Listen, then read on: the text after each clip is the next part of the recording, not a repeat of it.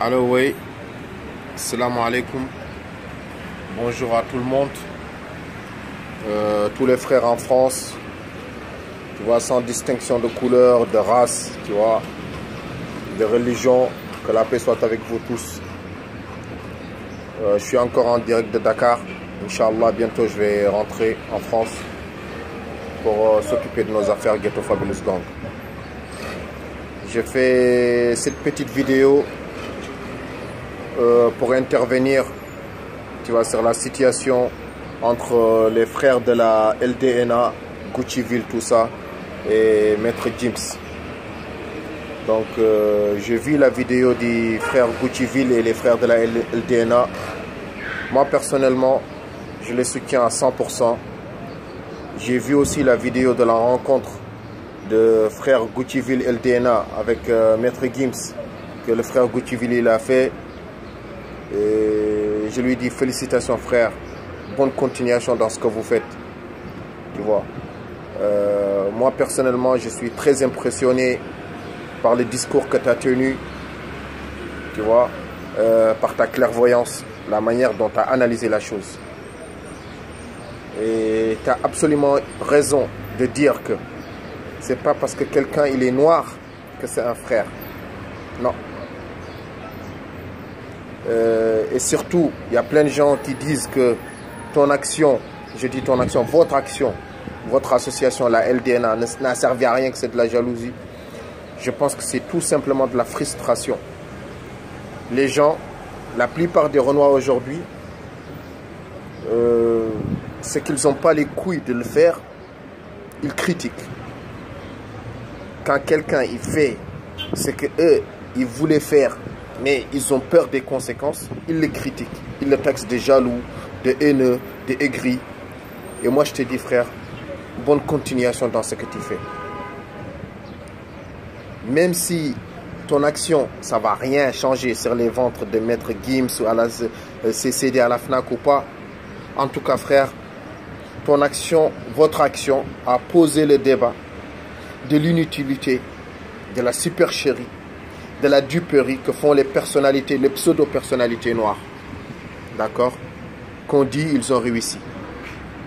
Eh bien, il n'y a que les Renois qui pensent que réussir, c'est l'argent. Il n'y a que la communauté noire qui pense que réussir, c'est gagner de l'argent.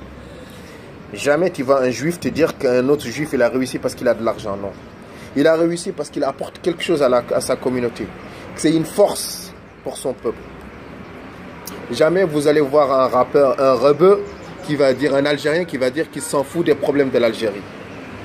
Jamais vous allez voir un rappeur marocain qui va vous dire, ouais, non, non, moi je parle pas de ce qui se passe au Maroc. Jamais de la vie. Tunisien pareil. Jamais vous allez voir aussi un rappeur même comme Mano, des Bretons. S'il y a un problème en Bretagne, vous allez voir, ils vont parler. Il n'y a que les rappeurs renois, ils utilisent l'Afrique. Ils utilisent le fait qu'ils soient noirs pour avoir la sympathie du peuple noir, pour qu'on achète leur CD. Vous savez bien comment on est, nous, le peuple noir. On est des gens très naïfs. On accepte tous les charabia, tous les discours. Les gens, ils viennent, ils disent, ouais, je suis noir comme vous, on est tous des frères, achetez mon CD. Et le peuple noir, il achète. Mais quand on lui dit, frère, là, il y a un problème parce que toi, tu as une exposition. Ta voix, elle porte plus que la nôtre. Essaye d'exposer un peu plus notre problème. Là, le mec, il est aux abonnés absents. Parce qu'il ne veut pas prendre de risques. Pourquoi? Parce que c'est maître esclavagiste, ça veut dire la maison de disques, ou je ne sais pas, ou les sionistes qui sont derrière lui, lui ont dit non, non, non, non, ne parle pas de ça, parce que ça va ralentir les ventes de ton CD, ça va ralentir ton business. En fait, le mec, il n'est pas là au service de l'Afrique. Il est au service des maisons de disques tenues par des esclavagistes, tenues par ces maîtres occidentaux, la plupart ennemis de l'Afrique. D'accord? Et qui lui dit dans ses chansons, va dénigrer la femme noire, va insulter la femme noire, va montrer le matérialisme, qui va mettre dans la tête du jeune noir que la réussite, c'est le matérialisme, c'est l'argent, c'est le football, c'est ça la réussite. D'accord? Tout ça pour écraser notre communauté. Tout ça pour rabaisser notre communauté. Pourquoi? Afin de mieux l'exploiter. D'accord? Donc moi, Maître Gims, je ne sais pas si tu vas voir cette vidéo. Comme tu le sais, Wallah al-Azim, je n'ai pas une goutte de haine envers toi. Et je m'en fous que tu vendes 1 milliard de CD ou un CD, c'est la même chose pour moi. Je n'écoute pas ta musique avant, je n'écoute pas après. Il y a des sons peut-être que j'ai apprécié un ou deux par là de la section d'assaut, mais je ne suis pas un fanatique de ta musique. Tu vois? Mais je te dis une chose, frère. Quand tu es noir, ce n'est pas une option de défendre l'Afrique. C'est une obligation. C'est un devoir. C'est un devoir. Tu ne peux pas prendre, rien donner. Et tu ne peux pas dire, ouais, te cacher, ouais, derrière les faits, ouais, moi je suis un musulman, ouais, mes actions, je les cache. Moi je suis musulman, je considère tout le monde pareil. C'est pas vrai. C'est pas ce que le Coran il dit. Va voir dans le Coran, chapitre les abeilles, verset 89, tu vas voir. Dieu commande l'équité, la bienfaisance et l'apport aux proches. Regarde bien, l'apport aux proches. Et il interdit le blâmable, la turpitude et la rébellion. Et il vous exhorte afin que vous vous souvenez. Ça, c'est dans le Coran. Tu as vu? Après l'équité, ça veut dire la justice et la bienfaisance, ce qui arrive tout de suite, c'est l'aide aux proches. Toi, tu es un musulman noir. Donc, les premiers gens que tu dois aider, c'est d'abord les musulmans d'Afrique. Les musulmans zaïrois même, ou les musulmans français, parce que tu habites en France. Mais je ne comprends pas, tu vas faire un concert en Syrie, ou pour les Syriens, mais quand on te dit que dans ton pays, il y a un génocide, il faut faire un concert, là tu hésites, ou tu traînes les pattes. Là, je ne comprends pas. Je ne comprends pas. Je vais te donner encore un autre verset dans le Coran, comme tu dis que tu es musulman, et je ne doute pas de ta foi, frère, je ne te jugerai jamais. C'est dans chapitre Le Voyage Nocturne, verset 26. Je vais même le dire en arabe pour que tu saches vraiment que je lis le Coran. A'udhu billahi minash shaitanir rajim. Wa ati dhal qurba haqqah wal miskina wa ibn as-sabil wa la tubadhir tabdhira. Innal mubadhirina kanu ikhwana ash-shayatin wa kana ash-shaytanu li rabbih kafura. Et donne aux proches son dû, et aux pauvres, et aux voyageurs en détresse. Et ne gaspille pas. Car ceux qui gaspillent sont les frères du diable. Regarde bien l'ordre dans lequel Dieu il a mis ceux à qui tu dois aider d'abord. Ton proche. Après aux pauvres.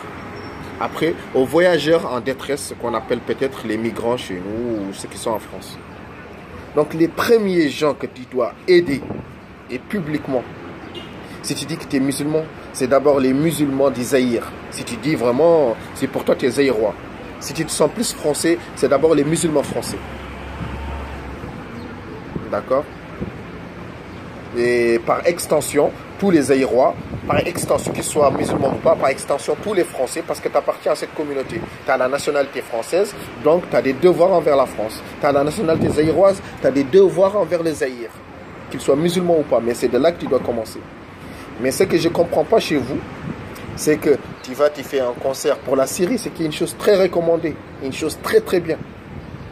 Mais quand on te dit de faire un concert pour ton pays, tu traînes les pattes. Et d'ailleurs, tu devais commencer par ça, en islam. Pareil pour Omar Sy. Il est parti chez les Rohingyas, c'est qu'il y a une chose très très bien. Mais quand on te dit de faire des choses pour les frères en Libye, l'esclavage, que des musulmans imposent à d'autres musulmans, là vous traînez les pattes. Je ne sais pas, c'est parce que vous avez peut-être peur de la communauté des rebeux, qu'il y ait des répercussions sur vos ventes ou sur vos actions en cinéma, je ne sais pas. Mais normalement, quand tu es musulman, tu ne dois avoir peur que de Dieu. Tu ne dois avoir peur que de Dieu. Et dire la vérité, même si c'est contre ton peuple, même si c'est contre ta communauté. Si ta vérité, elle dérange les musulmans, tu dois la dire, même si elle dérange les musulmans. Et d'ailleurs, c'est ton devoir. D'accord. Donc je vais finir par dire aux frères Goutiville et les frères de la LDNA, franchement, nous, en tout cas moi ici, je suis au bled, on a vu votre vidéo, on est très fiers, peut-être parfois on n'est pas d'accord avec la méthode, mais en tout cas frères, peut-être que si vous n'aviez pas fait ça, peut-être que vous n'auriez même pas rencontré Maître Gims pour parler avec lui, pour lui exposer vos frustrations, tu vois, et vos attentes, tu vois, et qu'il contribue plus à la communauté. Et c'est dans ce sens, en tout cas, moi je vous remercie. Et en tout cas, ici, en tout cas moi, ici en Afrique, Wallah, nous sommes fiers de vous. Et respect et bonne continuation dans ce que vous faites. Donc, sans haine, sans violence, on avance, tu vois. Mais c'est pas parce que tu es noir que tu es un frère. C'est pas parce que tu es noir que tu es un frère. Et deuxièmement, on n'est pas là pour être aimé les gens. Et être aimé des gens. Parce que tu parles, les gens ils te disent ouais, tu es aigri, tu es jaloux, tu n'as pas de buzz, parce qu'il a réussi. Et j'aimerais bien, Wallah, savoir c'est quoi la réussite pour vous. Définissez-moi le mot réussite. Et après, vous comprendrez mon point de vue et de là où on veut parler. Allez, que la paix soit avec vous. Salam alaikum. Merci.